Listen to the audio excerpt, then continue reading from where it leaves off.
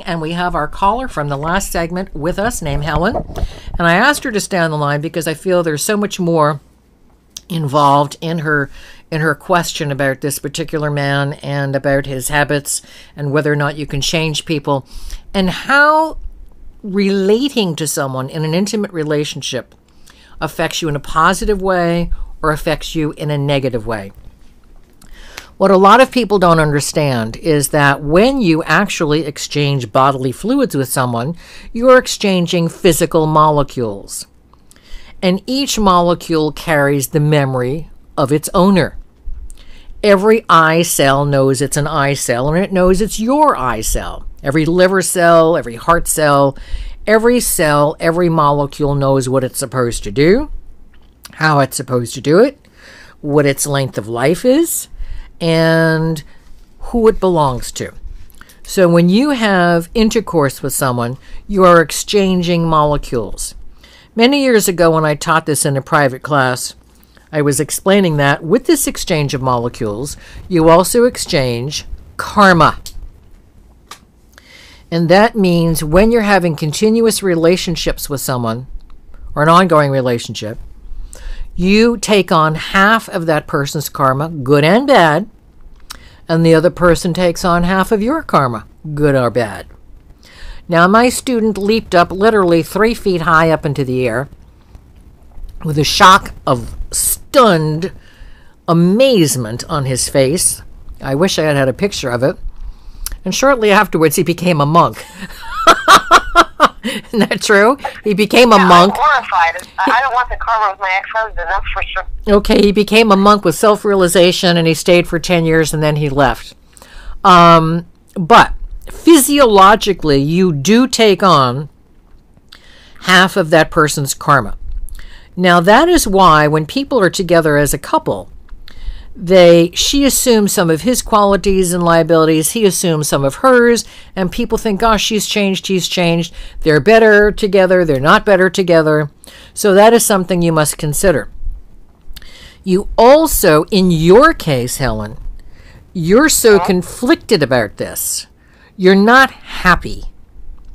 When I tune into your energy, you're not a happy person about this relationship. You love him for his qualities, your sex life is pretty good with each other, but that's not enough to build a marriage upon. So what I would do is talk to him about this assets and liabilities list and tell him that you'd rather that the two of you separate, give him his ring back, unless it's really fabulous, but nevertheless, materialism slipped in there somehow. And say that you'd like to separate and not talk to each other for 30 days. If after 30 days he's reviewed his life, perhaps he could go for counseling. And if he's happy the way he is, then he's not the guy for you. If he sees your point of view, including the fact that you're afraid that you're going to turn into somebody who's resentful and angry, and the love will be distorted into anger, that you don't want that to be your life. And he realizes that he would be happier with you. So whatever changes he has to make are first of all for his own benefit. You're not asking him to go out and become a drunk. You're not asking him to come out and be a stoner. You're not asking him to go out and do something illegal. What you're asking him to do is for his highest good. It's not selfish on your part. You have a set of standards in life that you have become comfortable with. And nobody should fault you. And any idiot who says to you, oh, you're just being too picky, doesn't have any standards for themselves. How could you, if you wanted to have children, how could you raise children with standards if you don't have them yourself? So you are entitled to your standards because they are good standards. They're not mediocre. They're not blah, blah. They're not fashionable. Your standards are solid. And if he can meet you happily and joyfully and stay there and be happy with his life the way it's been evolved, not devolved, evolved. We evolve. People say, oh, that's me, I'm not going to change. Well, sorry, but that means you're going to stay stuck on a hamster wheel for the rest of your life. and maybe for the rest of the next 10 lives, till you figure out that everything changes. Every second is different from every other second. So you're asking him to be the best that he can be so that you two can have a happy union. And if he doesn't meet that criteria, then you're wasting your time, because you don't want to be an angry, bitter woman again. And you don't want to have yourself dragged down again. No, I don't.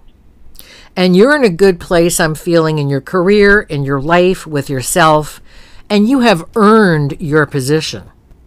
And if somebody else wants to accompany you on your journey together of life, he's got to be just as accomplished as you are. Any comments on that? Any questions about that? Well, I hear what you're saying, and it's interesting that you brought up golf, because my daughter just came in. I'm telling her that I'm on a radio show right now. She's like, "Why aren't you talking to me?" Is that? I mean, obviously you're so intuitive, because that is something that he does. That's what he likes to do, and it's something that I have no interest in. But I'm thinking that his things that he's interested in that I'm not interested in, he can go do, and then I'll have time to be by myself. But I'm nervous. I'm nervous the way he deals with, like, stress. I mean, life is full of stress. No matter how great or how fabulous your life is, little things happen, not even on a yearly basis, on an hourly basis. Right. The mail's not on time. The dishwasher doesn't clean the dishes the way you want it to. There's little things, and I feel like the kind of soul of your happiness is how you deal with the little things. I mean, you can look at it like, the universe is for you or the universe is against you. Right. I'm somebody who just feels like the universe is for me. And I always put out that positive energy, and it always works every single time that I get that good stuff back. So you're not getting back the same positive vibration from him? Well, I feel like he may not have that same overall philosophy of everything's going to be okay, or looking the good in people, and because I think that's why I don't really have anger. I don't feel angry towards people almost ever. I mean, you really have to do something so blatant and violent towards me that makes me angry. It's very rare that I get angry. Right, me too. I don't get anger is something that I hardly ever feel. But I notice, I don't know if it's a men thing, but they seem to get angry at like the littlest things all the time, and it's exhausting. It can be. Not all men are like that. And those people who are like that are people who are angry inside at something.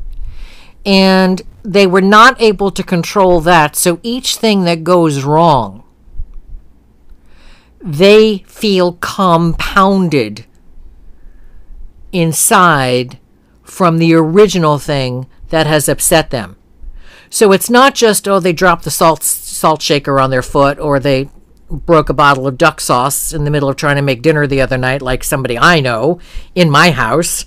And then my cat decides to stroll in and do her little business, and the pan right next to it, so I had to pick her up, put her in her pan, pick her back up, put her outside in the living room, and clean up the duck sauce. Of course, as I'm making dinner, and I want to watch Midsommar's Murders. No, it wasn't Midsommar's, the Masterpiece Mystery.